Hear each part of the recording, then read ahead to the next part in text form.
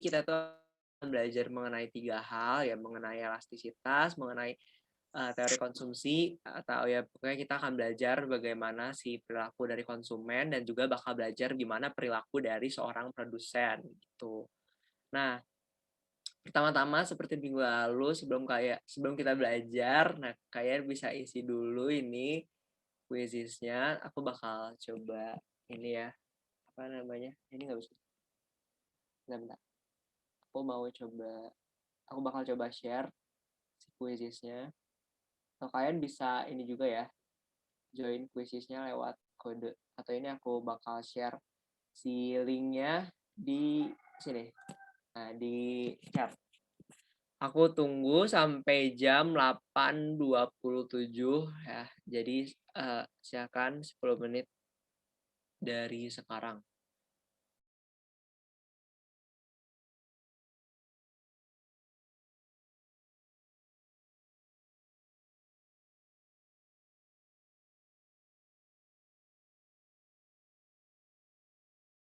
Kalau ada masalah apa-apa, bilang ya, ngomong-ngomong.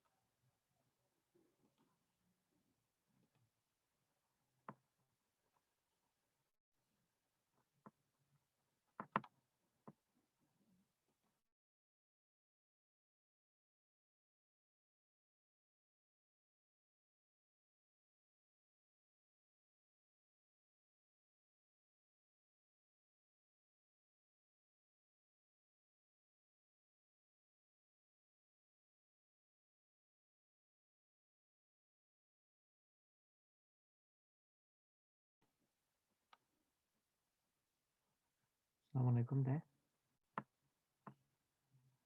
Halo.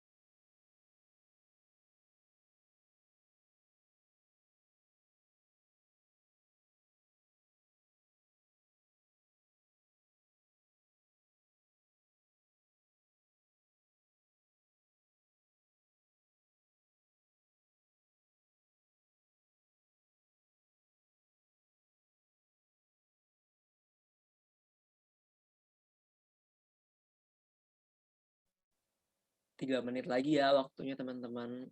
3 menit lagi bisa nggak bisa, selesai nggak selesai dikumpulin ya. Karena kemarin banyak yang ngumpulinnya terlambat. Oke, jadi jangan terlambat lagi ya buat hari ini.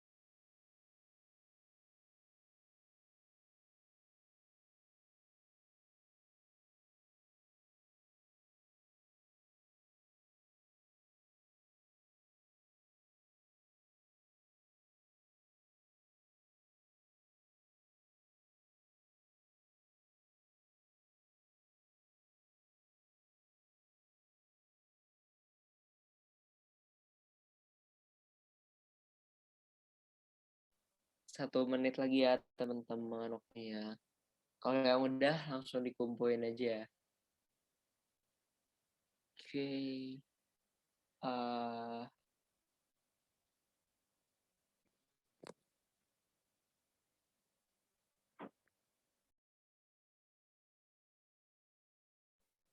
Oke, sekarang udah jam 8.27 alias 10 menit berlalu. Oke, mungkin kita langsung aja kali ya. Lanjut, kita akan ngebahas soal-soal yang ada di sini. Oke, jadi kita akan masuk ke soal pertama. Oke, pertanyaannya, kepuasan konsumen dari mengonsumsi barang atau jasa dapat diukur atau dihitung dengan angka-angka. Nah, katanya dapat dihitung dengan angka-angka. Merupakan salah satu pendekatan untuk mempelajari perilaku konsumen, yaitu apa nih? Atribut, kardinal, ordinal, agio, atau indifference curve. Kardinal ya, Kak.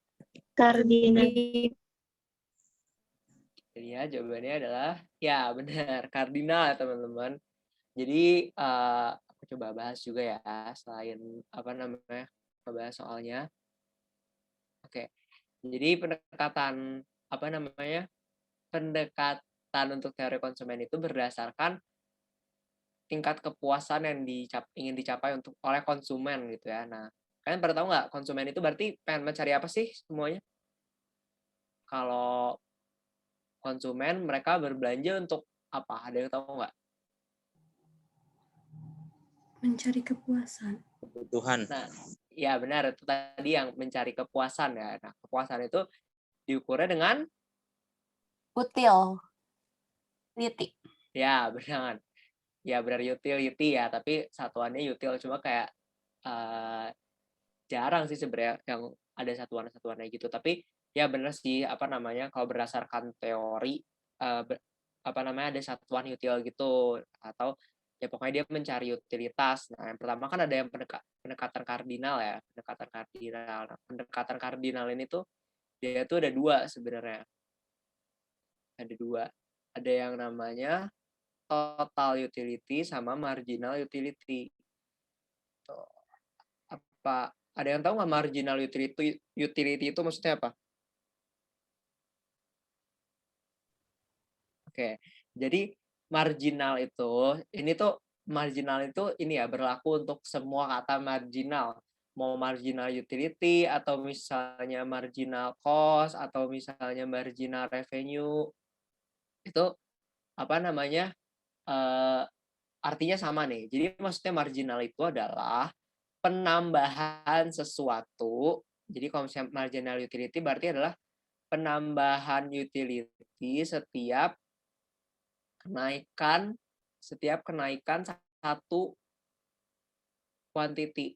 Nah, maksudnya kayak mana? Jadi gini nih contohnya ya. Misalnya nih ada jumlah barang, ini ada table ya, table di sini. Ini quantity-nya, terus udah gitu ini total utility-nya. Nah, di sini kita bisa cari marginal utility. Nah, misalnya saat kita mengonsumsi satu, gitu ya, mengonsumsi satu barang, kita dapat total utility-nya itu 10 misalnya ya. Nah, terus saat kita mengonsumsi 2 barang, total utility-nya misalnya 17. Nah, maka di sini marginal utility, dia rumusnya itu adalah delta dari total utility atau perbedaan, berarti delta itu perbedaan dari total utility-nya dibagi sama delta Q. Ya, delta Q. Nah, di sini kan total utility-nya berbedanya berapa? 17 ke 10 berarti berapa? 7. 7. Terus 2 ke 1 bedanya berapa? 1. 1. Nah, berarti marginal utility-nya sama dengan 7. Gitu. Kalau misalnya di sini, kalau misalnya kuantitinya 3, terus total utility-nya misalnya jadi 20. Nah, berarti sekarang marginal utility-nya berapa? 3. 3. Tuh. Nah, sekarang kalau misalnya key 4-nya nggak diketahui, tapi yang diketahui kalau misalnya key-nya 5, total utility-nya itu sama dengan 24. Nah, berarti berapa nih kira-kira marginal utility-nya? Ada yang tahu? 1/2. Salah. Ada yang 1/2. lagi? 2. Berapa? Iya, 2. Sorry. Bener. 24 ya ini. Ya. Oh, kirain Ya, 21. Ini 24. Jadi apa namanya? Perbedaan dari total utility gitu kan 4 dibagi sama 2. Kan jadi jawabannya 2. Nah, itu yang disebut dengan marginal utility. Dan ini marginal tuh semuanya sama. Jadi kalau misalnya kalian nih nemuin di case pasar itu kan ada juga yang namanya marginal cost ya kan. Kalau misalnya kalian di sini juga sama kalau misalnya dia marginal cost gitu ya. Ya itu konsepnya juga sama kayak gini. Pokoknya semuanya marginal itu intinya sama. Gitu. Misalnya ini marginal cost sama pokoknya semuanya ini total cost-nya dibagi Q gitu. Jadi marginal cost itu adalah penambahan biaya. Kalau marginal cost kan penambahan biaya setiap kita membuat atau menambah satu produk gitu. Kalau marginal utility saat kita mengkonsumsi suatu produk. Kebayangkan maksudnya gimana definisi marginalnya? Kebayang. Iya, Kak. Oke. Nah, terus ini tuh dia juga bisa digambarkan kan dengan grafik gitu. Kalau misalnya grafiknya, bentar ini tuh grafiknya kegedean. Kita hapus dulu ya. Nah, jadi grafiknya tuh di sini kan ada 2, bisa digambar 2. Kalau misalnya pendekatan kardinal. Oke. Nah, untuk apa namanya? Pendekatan kardinal berarti kan di sini adalah total utility-nya ya kan. Nah, di sini adalah key. Nah, di sini marginal utility. Di sini adalah key. Nah, di sini 0 ya kan. 0. Nah, terus nih sih kalau berdasarkan ke pendekatan kardinal, total utility itu nanti akan mengalami penurunan di titik tertentu. Jadi saat kamu kan dari sini. Saat kamu mengonsumsi barang, itu dia bakal naik, cuma lama-lama dia tuh bakal turun. Jadi dia bakal gini, di saat tertentu, di titik tertentu. Nah, titik tertentu itu berarti kalau di sini misalnya titik puncaknya di sini ya. Di sini nih titik puncak. Nah, kalau misalnya di situ titik puncak, maka kita bisa gambarkan marginal utility-nya, gitu ya. Dia pasti marginal utility-nya itu akan negatif setelah di sini. Jadi kayak kalau misalnya kita gambarkan, akan seperti ini. Akan seperti ini. Nah, dia itu akan negatif setelah ini. Ingat, nah namanya marginal itu berarti adalah penambahan utilitas kan. Kalau marginal utility berarti penambahan utilitas saat kita menambah barang yang kita konsumsi. Nah, ini kan terlihat ya dari grafiknya. Saat marginal utility-nya negatif, maka total utility-nya juga akan turun. Tuh. Gampang kan kalau yang ini? Gampang nggak? Atau kalian ada yang mau tanyain dulu nggak tentang ini? Paham, Kak? Oke. Gampang ya. Terus, contohnya kayak gimana ini? Kenapa bisa jadi kayak gini gitu kan? Kenapa bisa jadi kayak turun ya? Ini mah rasional aja sih. Jadi kayak misalnya kalian puasa gitu ya. Kalau puasa kan pasti haus gitu kan. Terus pas udah buka puasa gitu kan, kalian pertama kali minum gitu kan, wah enak banget kan rasanya, pasti kayak puas banget dah. Nah, bisa kita ukur si kepuasan kita itu misalnya dengan angka 10 gitu kan, 10. Nah, tapi nanti lama-lama setelah kita minum kedua, kepuasannya kan nurun kan? Ya nggak sih? Jadi kepuasannya itu bukan 10 lagi, jadi sekarang naiknya cuma 7. Karena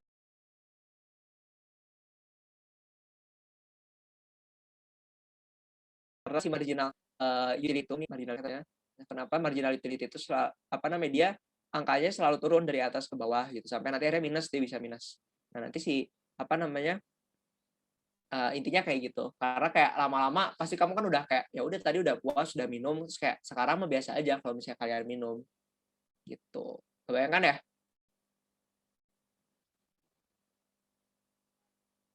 Kebayang nggak? Bayang, Iya. Kak.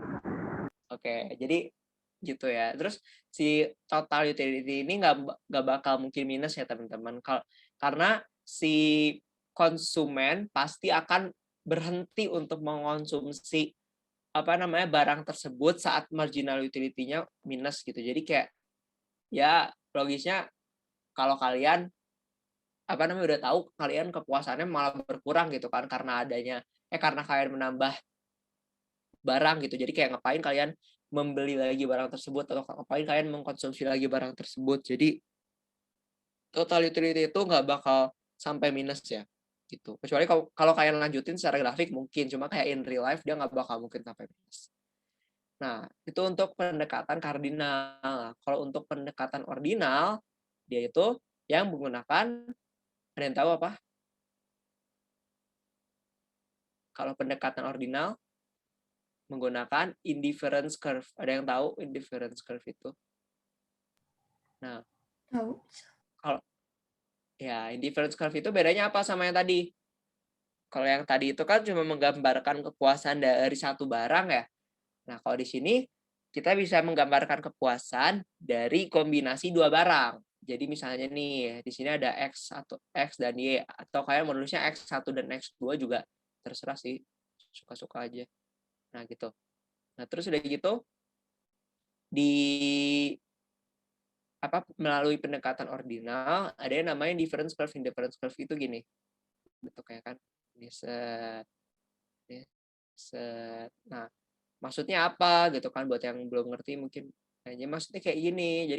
Jadi setiap garis ini mempresentasikan utilitas yang berbeda gitu. Jadi kalau misalnya ya di sini utilitasnya itu 60 misalnya aja ini mah. Terus di sini utilitasnya 65. Tuh. Nah, berarti kalau misalnya kamu membeli barang di sini di titik ini gitu, di titik ini. Misalnya kalau di titik ini X-nya itu 5 misalnya ya. Terus Y-nya itu di sini cuma 1 misalnya. Maka kepuasan kamu 60. Tapi kalau kamu beli di sini ya di sini tuh misalnya di sini Y-nya yang 5 gitu. Tapi ternyata X-nya itu misalnya X-nya itu adalah 2 misalnya. Nah, itu juga sama puasanya itu adalah 60. Nah, terus kayak apa masalah yang terjadi sebenarnya gitu kan, in real life gitu. In real life masalah yang terjadi adalah karena semua orang nggak bisa sebenarnya untuk benar-benar bukan nggak bisa memaksimalkan, nggak bisa untuk mencapai utilitas yang benar-benar paling tinggi gitu. Kenapa coba nggak bisa? Ada yang tahu kenapa? Karena setiap orang itu mempunyai batasan biaya. Nah, batasan biaya ini, jadi batasan biaya ini, mari aku gambar lagi.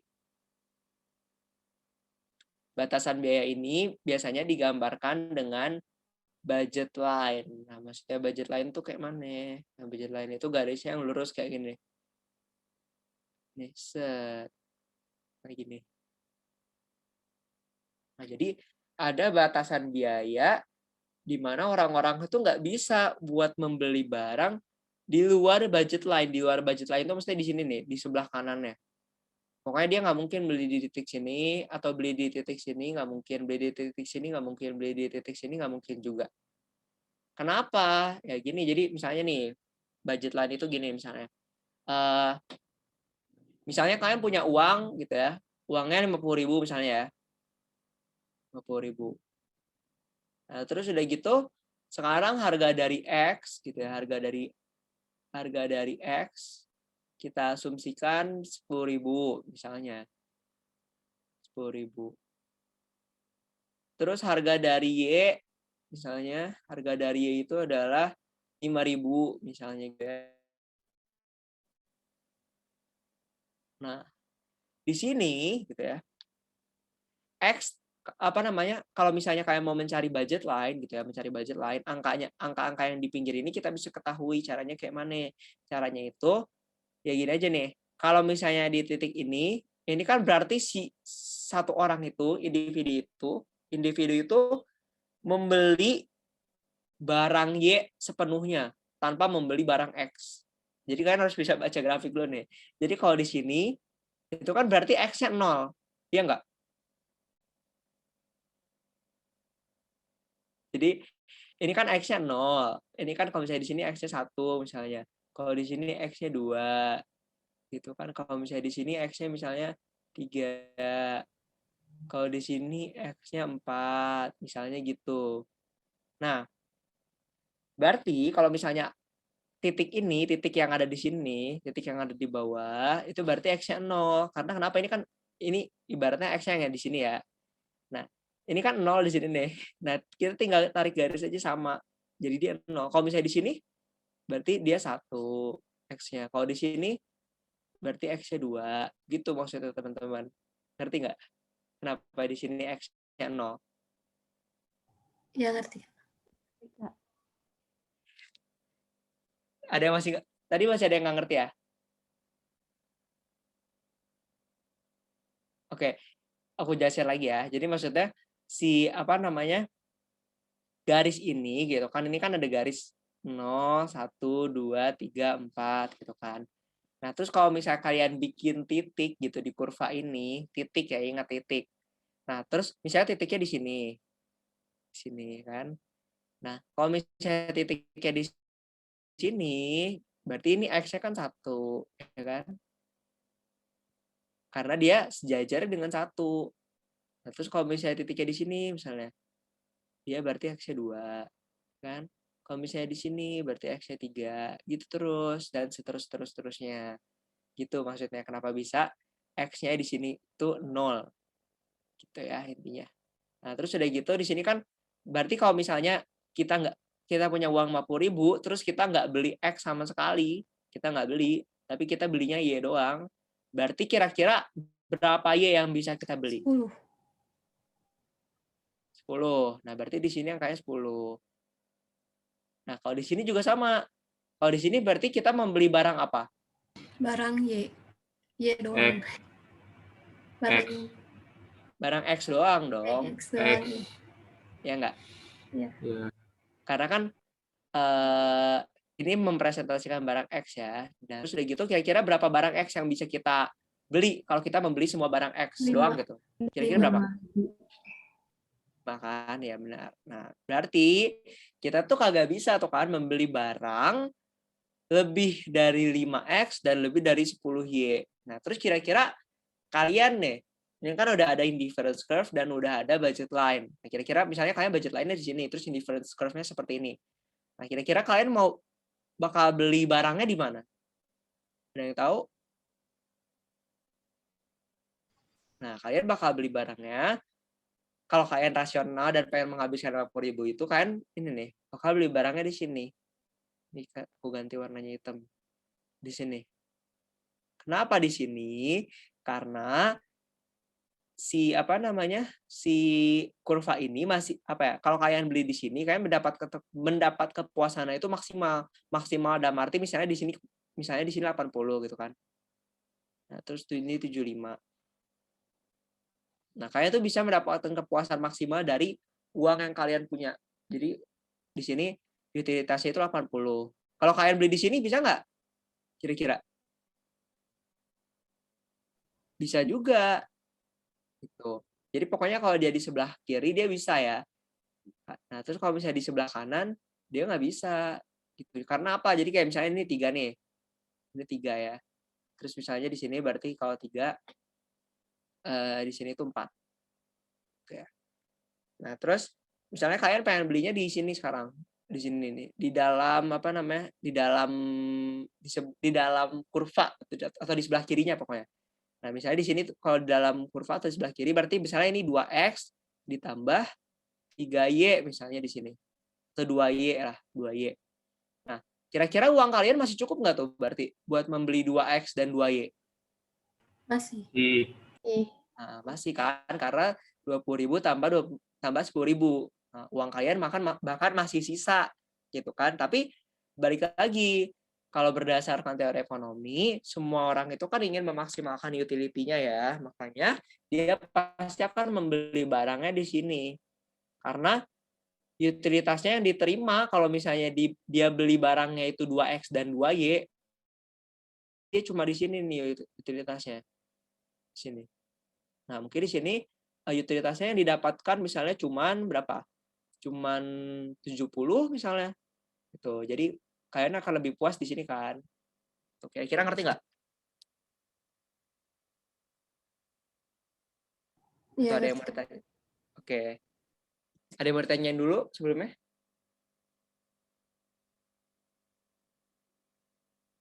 Oke. Gampang ya untuk yang ini. Oke. Paham.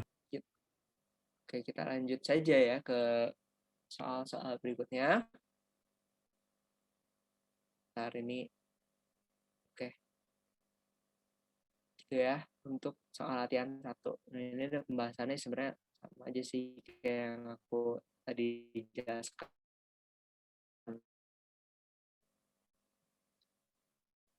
Terus latihan 2. Jika hubungan antara barang X dan barang Y adalah komplementer, maka koefisien elastisitas silangnya adalah apa nih? Coba yang tahu. B.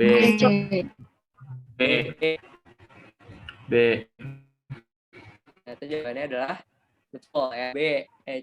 Elastis. Kalau misalnya elastisitas